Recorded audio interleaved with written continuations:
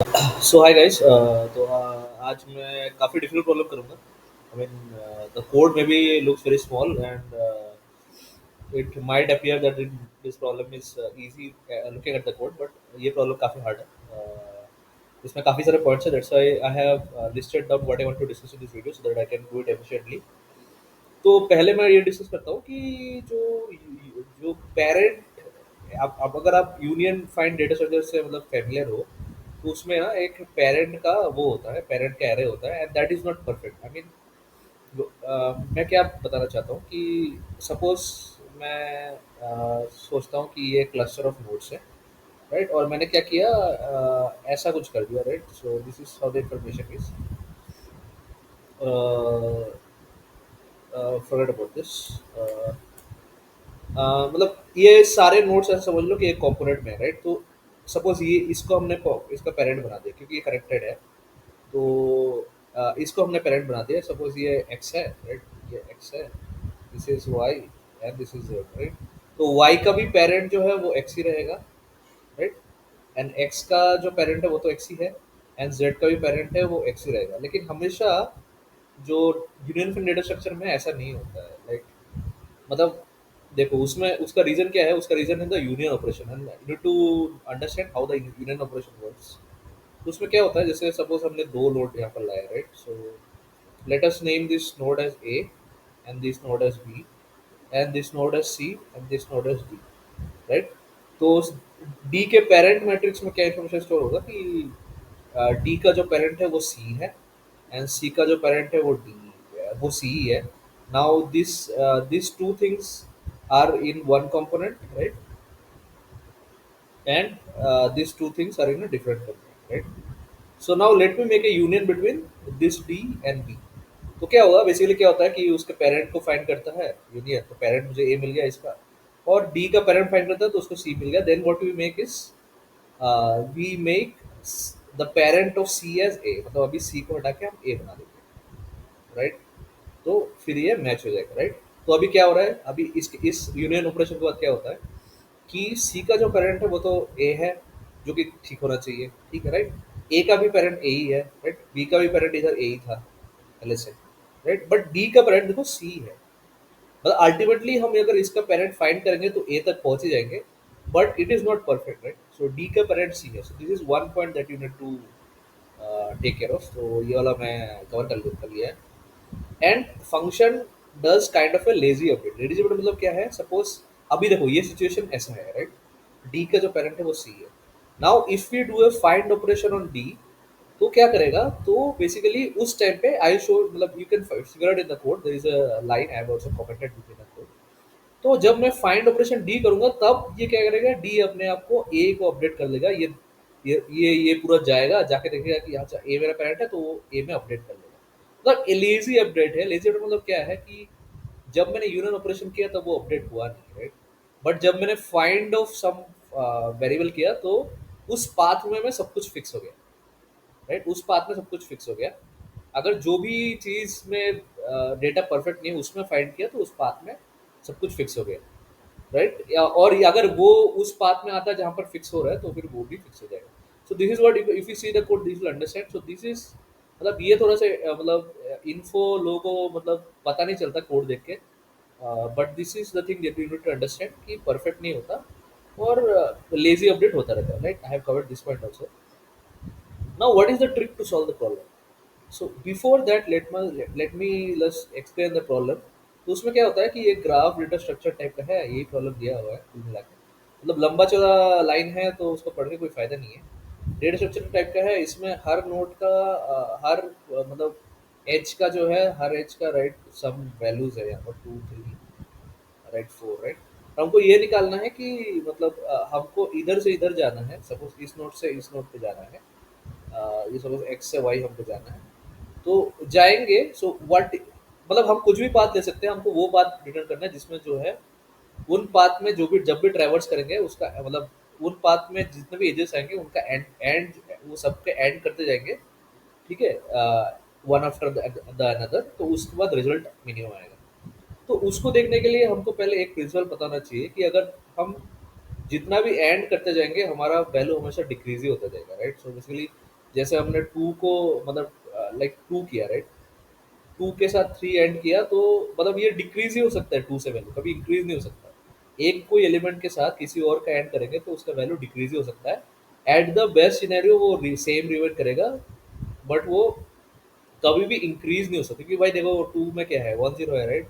मतलब ये तो किसी भी हालत में सेट हो नहीं सकता, ठीक है? इसके आगे भी कोई भी बिट सेट नहीं हो सकते। एट मैक्स क्या हो सकता है, ये रिटेन हो सकता है, मतलब और खराब सिनेरियो में क्या होगा, ये फिर से 0 पे सेट हो जाएगा। सो that is what can happen, मतलब कुछ भी 1 पे सेट नहीं हो सकता। अगर मैक्स हो सकता है 1 पे रिटेन हो सकता है, अगर 1 है तो 1 पे रिटेन हो सकता है, नहीं तो खराब सिनेरियो हुआ तो 1 को 0 हो सकता है, which will decrease the value. That's why अगर आपके पास you start with a particular element तो उससे सारा मतलब ऐसे एंड करते करते जाएंगे तो उससे कम ही हो सकता है, या तो वो सेम रहेगा या तो उससे ज़्यादा कभी हो नहीं सकता, राइट? सो हम क्या करेंगे, हम हमको अगर ये करना है तो we what will try to do is that will decrease try to decrease this value, right? तो हम क्या करेंगे, सारे एजेस को ट्रैवर्स करेंगे, पहले इधर जाएंगे, फिर इधर जाएंगे, फिर इधर जाएंगे, फिर इधर डायरेक्टली नहीं जाएंगे, सारे जितने भी एजेस है कंपोनेंट में सबको ट्रैवर्स करते हुए जाएंगे कि हमको इसको मिनिमम से मिनिमम कर पाए। इसका मतलब क्या है, इसका मतलब एक और चीज़ है कि हम it doesn't matter like in a particular component what nodes we pick, उसका रिजल्ट हमेशा सेम ही आएगा, क्योंकि कोई भी नोड हम पिक करेंगे उसमें क्या होगा कि हमको वैसे भी सारे के सारे एजेस में ट्रैवर्स करना है, तो irrespective of what two nodes we pick in a particular component, we will get always get the same result because we are doing essentially the same thing. That is, we are going through all the edges and finding the end, right? तो ये trick है, मतलब हमको कुछ अलग अलग queries के लिए, मतलब बिटवीन टू नोड्स के लिए कुछ चेक नहीं करना है, हमको कंपोनेंट को देखना है, और कंपोनेंट के एजेस के जो एंड साइमल्टेनियस एंड्स का जो रिजल्ट है वो हमको कहीं तो स्टोर करके रखते हैं। और कहाँ स्टोर करके रखेंगे, obviously the best best place is parent, क्योंकि पेरेंट हर जगह से हम फाइंड लाएंगे, हर नोड से पेरेंट को मिल ही जाएगा। तो पेरेंट नोड में वो इन्फॉर्मेशन रखेंगे तो फिर we will be able to retrieve this information for a particular node। तो मतलब मेथड क्या होगा, एक नोड पे जाएंगे, उसका पेरेंट को निकालेंगे, और हमको पता है कि हमको नोड नोड में कंपोनेंट नोड में नोड जिस कंपोनेंट का पार्ट है वो कंपोनेंट में एजेस का एंड एंड एंड मतलब साइमल्टेनियस एंड प्रोडक्ट्स मतलब सेम है कि नहीं है। I just call it simultaneous and products, but you understand what I mean, right? What I mean, something happened, should not have, just refresh this, okay. तो हाँ, simultaneous and point रखना है, तो वो हम कहाँ रखेंगे, पेरेंट में रखेंगे। यू विल गेट दिस, मतलब यू अंडरस्टूड, राइट? सो मतलब ये आगे आगे मतलब कोड जब कोड हम गो थ्रू करेंगे तब और क्लियर हो जाएगा, right? So that is the trick and that is the method that will follow, कि क्योंकि हमको हर कंपोनेंट का मतलब पेरेंट ही चाहिए, तो उस पेरेंट में हम कॉस्ट इन्फॉर्मेशन रख देते हैं, which cost basically means the cost of all the edges which the parent represents, right? So this is the trick to solve the problem. अब इसको ये पॉइंट हमारा हो गया trick to solve the problem, ठीक है? ये पॉइंट हमारा कवर हो गया। एक और चीज़ हम यूज़ करेंगे कि -1 को किसी भी नंबर से ऐड करने से -1 ही मतलब हमेशा वही नंबर आता है। इसका रीज़न क्यों है, क्योंकि -1 एक्चुअली क्या मतलब है इसको, इसको अगर आप वो कन्वर्ट करेंगे इंटीजर टाइप में तो बेसिकली ये 1 1 1 1 होता है, जितना लिमिट है उसका होता है। तो आप सोचो कुछ भी एलिमेंट हो, तो जितने भी उसके अगर हम इसका एंड करेंगे इसके साथ, तो जितने भी 1 से हो तो रिटेन ही रहेंगे ना, क्योंकि उसमें सारे ही 1 है, सारे पावर ऑफ 2 बिट्स के करस्पॉन्डिंग वैल्यू 1 ही है, तो कभी ये अनसेट नहीं हो सकता। और यहाँ पर 0 इसको तो 1 कर ही नहीं सकते एंड करके, तो फिर वैल्यू जो सेम रहता है। सो दैट इज द मीनिंग। तो ये भी हमने समझा दिया कि -1 और end of any number always remains the number. So how is cost function update, ये मैं ऑलरेडी समझा चुका हूँ, ठीक है? Now let us look at the code, ठीक है? ये मैं बहुत मतलब ये हमने काफ़ी जल्दी मैंने समझा दिया, but you need to like think about it for a moment to understand. तो हम कोड में क्या कर रहे हैं, रिटन है very very very structured code as always. तो उसमें क्या कर रहे हैं, हम पेरेंट हमारे पास आ रहा है, राइट? हमने दो वेरिएबल बनाए, एक तो पेरेंट, ये प्राइवेट वेरिएबल्स है इस क्लास के, सॉल्यूशन क्लास के। एक पेरेंट वेरिएबल है एंड कॉस्ट वेरिएबल है। सो कॉस्ट विल स्टोर मतलब ऐसा है कि अगर कॉस्ट एक एरे है, राइट? सो उसमें अगर आई पे जाते हैं और आई अगर पेरेंट होता है तो उसमें जो वैल्यू होगा वो रिप्रेजेंट करेगा कि वो आई जिस कंपोनेंट को रिप्रेजेंट करता है उस कंपोनेंट में जितने भी एजेस है उनका साइमल्टेनियस एंड का वैल्यू क्या है। That is what cost is, थोड़ा सा कॉम्प्लिकेटेड सा मतलब है but that is what it is. And parent is a generic like variable which is used in the union find data structure और disjoint set data structure. तो ये हमने ये डिस्कस कर दिया व्हाट आर द मतलब private variables. Now let us look at the private functions, right. तो उसमें फाइंड आता है। तो जेनेरिक फाइंड है कि इसमें देखो अगर पेरेंट ऑफ यू ही हुआ, राइट, मतलब अगर वो खुद का पेरेंट तो मतलब वही रूट है तो उसको रिटर्न कर देंगे, सो that is what is value. और इधर आपका लेजी अपडेट होता है। मतलब जैसे मैंने उसमें समझाया था ना कि एक पाथ में मैंने समझाया था कि अगर डी सी है और मैंने एक में फाइंड किया और डी उस पाथ में आ गया जिसके थ्रू फाइंड ऑपरेशन जा रहा है recursively, then it gets reset to the actual parent which it should be set in a perfect मतलब parent array representation, ठीक है। तो वही लेजी अपडेट है उसके। दिस कोड डज दैट कि जब मैं अपडेट कर रहा हूँ तो पेरेंट को तो फाइंड ही कर दो, और जब फाइंड हो जाए तो you set it to the current parent, so that is what it is. ये line that is what it represents it. तो उसके बाद now let us come to the union part. अब यूनियन पार्ट में क्या होता है, सिंपल है कि दोनों का पेरेंट आप फाइंड करो, यू एंड वी का, right. And then this operation, so this operation will not be there when you are only doing a union find मतलब और disjoint set operation। this is specific to this particular problem कि आप क्या करो, आप cost excluding connecting as, मतलब क्या है कि अगर आपके पास ये है, right? तो अगर आपके पास ये कुछ कंपोनेंट का पार्ट है और भी नोड्स हो सकते हैं, और ये कुछ कंपोनेंट का पार्ट है और नोड हो सकते हैं, इन दोनों कंपोनेंट को जोड़ रहे हैं, तो हमको क्या करना है, दोनों कंपोनेंट का मतलब साइमल्टेनियस ऐड करके करना है, ठीक है। इसमें एक एज भी आएगा जो जोड़ेगा। तो वो क्या करेंगे फिर हम, इसका मतलब क्या है कि जितना भी इस जो इस पैरेंट में जो जितना भी साइमल्टेनियस एंड का वैल्यू रिजल्ट है वो, और ये एच का एंड का रिजल्ट, और इस पैरेंट में जितना भी साइमल्टेनियस एंड का रिजल्ट है वो, ये तीनों का एंड परसेंट हम करेंगे, राइट।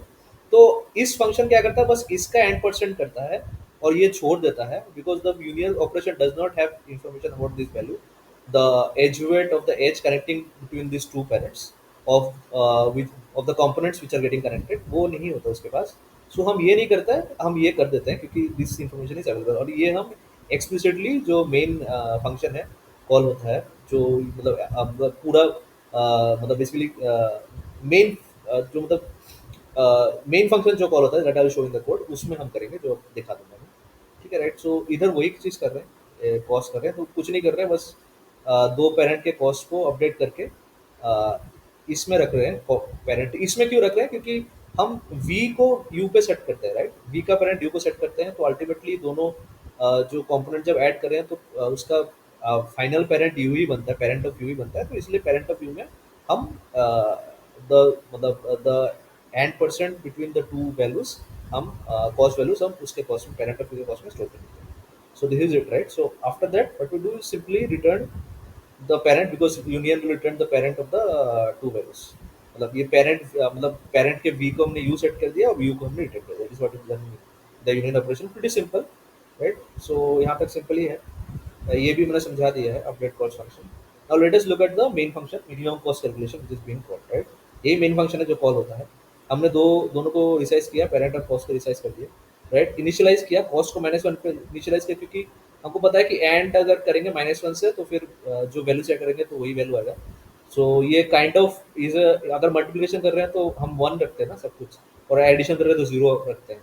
तो वैसे ही क्योंकि हम एडिशन मल्टीप्लिकेशन नहीं बट एंड परसेंट साइमल्टेनियसली कर रहे हैं इन ए सीरीज, तो हम इसलिए -1 रखते हैं, because it is a similar property, right.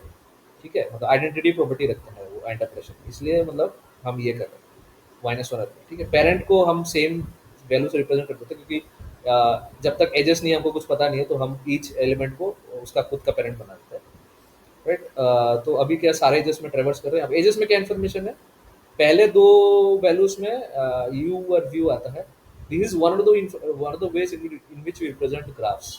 We only have a list of edges, जहाँ पर हर हर एज में क्या तीन वैल्यू स्टोर्ड है। फर्स्ट वैल्यू इज द मतलब one of the nodes, second value is the other node, and third value represents the weight of the edge connecting the two nodes, right? So वही है, ये इधर आ गया u v and e is the edge।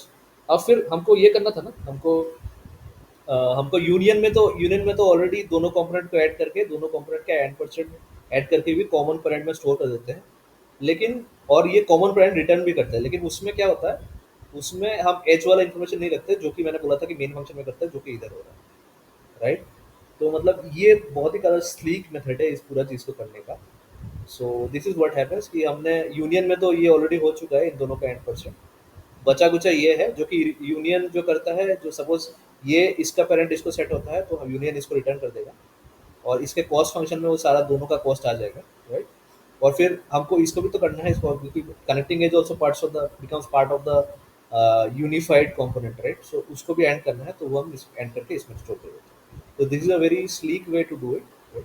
ये जो program है, this program is actually very difficult problem to do. मतलब मैं बहुत ही आसानी से बोल दे रहा हूँ, but I highly recommend that you go through this once again after I've complete after I've like after you watch this video, to try this once again, try to code it yourself, then only you'll understand, otherwise you'll forget very easily, right?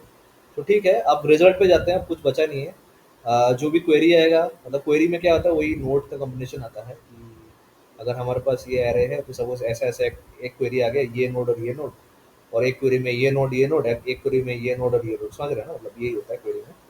तो वो query आ रहा है तो हमने दोनों nodes connect किए, दोनों के पेरेंट निकाले, राइट?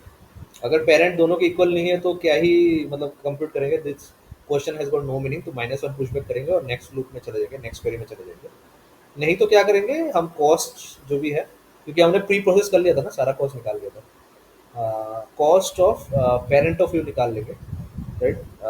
तो वही वही हम करेंगे, राइट? सो क्योंकि क्योंकि हमको पता चल गया कि दोनों जो यू वी है वो सेम ही कंपोनेंट में है, तो और दोनों का सेम कंपोनेंट का जो पेरेंट है वो यू है, राइट? मतलब यू वी में तो सेम ही आएगा ना वैल्यूज, इरेस्पेक्टिव लाइक इसमें हम वी भी लिख सकते हैं, कोई फर्क नहीं पड़ता, पेरेंट वी भी लिख सकते हैं, दोनों में सेम पेरेंट का वैल्यू आएगा, राइट? और फिर हम उसका कॉस्ट निकालेंगे, so that is what is required and then return करेंगे। So this was the problem, I hope you understood this.